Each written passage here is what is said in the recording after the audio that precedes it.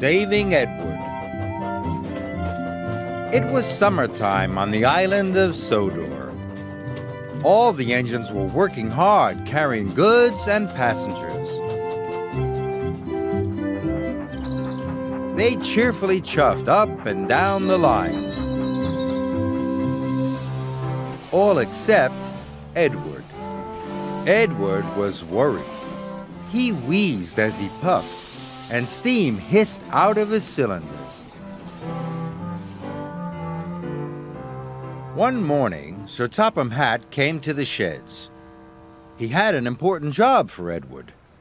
"A special delivery of fruit and vegetables is coming to the docks today," he told him. "I want you to take it to Knapford." "Yes, sir," said Edward, but he was worried about his wheeze. It felt worse today. "Thomas, you ought to go to the docks and shunt Edward's freight cars. After that, you can carry on with your usual jobs." "Yes, sir," said Thomas eagerly. Thomas and Edward puffed to the water tower. Edward tried to stop wheezing, but he couldn't. "What's the matter?" asked Thomas. "You don't sound well." "I can't seem to get up steam properly," said Edward. "But I'll manage. Don't tell anyone, Thomas." Thomas wasn't sure about this. "I don't want Sir Topham Hatt to know," hissed Edward. Thomas could see Edward was worried, so he agreed. He hurried off to shunt Edward's freight cars. Edward followed slowly to the docks. Edward was very worried. What if he was too weak to pull his train? He would be of no use to the railway. He wouldn't be useful at all. Edward shuddered at the thought. "Must keep going, must keep going," he wheezed fearfully. At the docks, Thomas had shunted Edward's freight cars into place for him. Soon, Edward was coupled up and ready to go. "Go on, Edward, you can do it," called Thomas encouragingly. Edward puffed as hard as he could, but the train hardly moved at all. "I'm sorry, Thomas," Edward wheezed miserably. "I'm not a really useful engine anymore. Sir Topham Hatt will have to send me for scrap." Thomas was very upset. He wanted to help Edward. "I'll do my other jobs first," Thomas said. "Then I'll pull the train for you."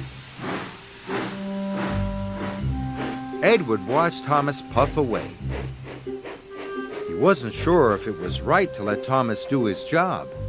Edward felt very worried. Thomas needed to do all his jobs as quickly as possible so that he had time to pull Edward's train. Hurry up, he told the troublesome trucks. "What for? What for?" they snapped. "For Edward," puffed Thomas, and he biffed them crossly. Edward waited sadly by his train. He hoped Thomas would come back soon. When Thomas finished all his jobs, he puffed back to collect Edward's train. Edward was very pleased to see him. "Don't worry, Edward," puffed Thomas. "I'll have your job done in no time. You go back to Tidmouth and I'll meet you there later." "Thank you, Thomas," wheezed Edward. And Thomas pulled away with a long line of freight cars. Thomas was tired. He had been working all day, and Edward's train was very heavy.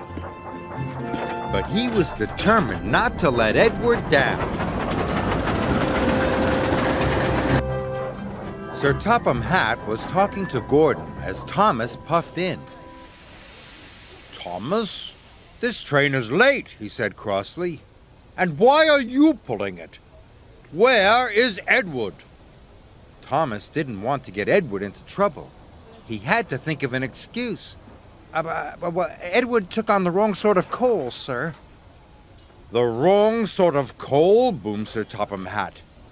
What nonsense, Thomas! I'll find out what Edward has to say about this later. Sir Topham Hatt was very cross. He gave Thomas another job to do. Yes, sir, said Thomas. Gordon steamed through the countryside. And then he found Edward having a rest.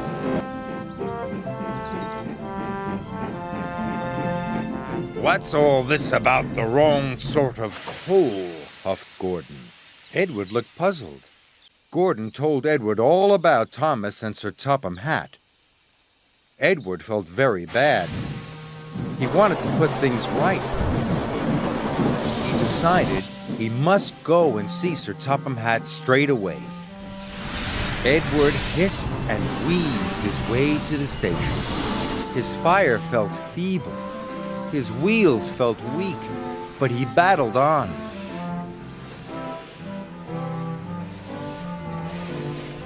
At last, Edward puffed into the station. He found Sir Topham Hatt. It's all my fault, sir, he said sadly. I asked Thomas not to tell you I couldn't work. I was afraid of going for scrap. I'm very sorry. I should have talked to you this morning. You should always tell me if you have a problem, said Sir Topham Hatt.